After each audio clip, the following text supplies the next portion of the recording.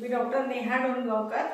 मी डर्मेटॉलॉजिस्ट आहे आणि गेल्या 25 वर्षापासून व्हिटिलिगो आणि सोरियासिस या दोन आजारांवर खूप छान प्रॅक्टिस करते आणि पेशंटला बऱ्याच दुरुस्त केलं. मला सांगायला अतिशय आनंद होतो की 25,000 ते 30,000 पेशंट आपल्याकडे दुरुस्त झाले.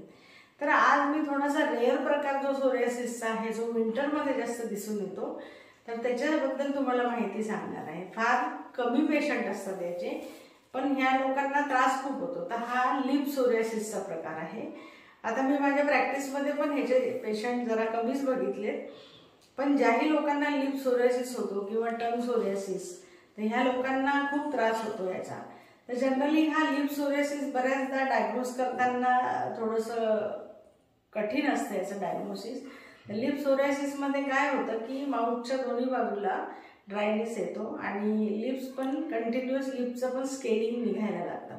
तर बऱ्याचदा लोकांना असं वाटतं की बाबा काही कारणाने माझे लिप्स ड्राय झाले आहेत, मग लिप बाम वापरू दे, मग काहीतरी लावू दे. अशा पद्धतीने ते ट्राय करतात की ड्राय झालेले लिप्स कसे रेग्युलर नॉर्मल होतील. पण बऱ्याचदा हे करून सुद्धा जे लिप्सवरचं स्केलिंग निघायला लागतं, तर हे लिप सोरियासिस, त्याला लिप सोरियासिस आपण डायग्नोज करतो.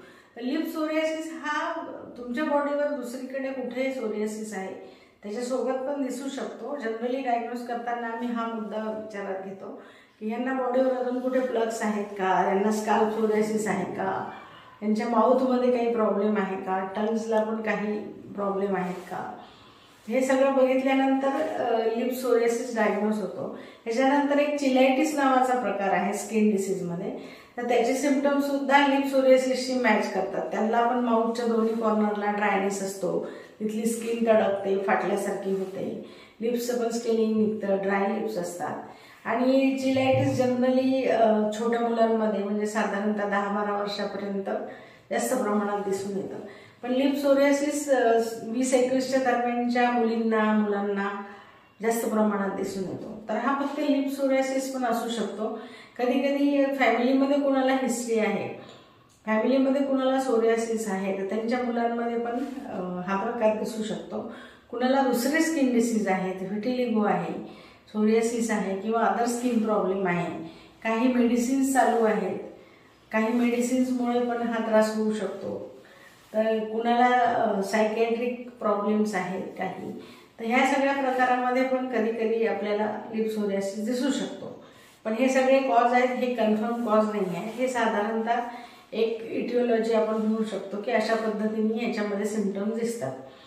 तर लिप सोरियासिस झाला असेल तर त्याला विंटरमध्ये काळजी घ्यावी लागते. त्याला कंटिन्युअस मॉइश्चराईज करणं गरजेचं आहे. मग त्याला external applicant, tropical steroid, moisturiser हे लावून जर तुम्ही लिप्सला व्यवस्थित मेंटेन केलं तर त्याचा त्रास कमी होतो. नाहीतर मग जेवताना किंवा स्पायसी फूड खाताना तिथे खूप त्रास होतो, बर्निंग होतो. तर याच्यासाठी आयुर्वेदामध्ये खूप चांगले मेडिसिन्स आहेत.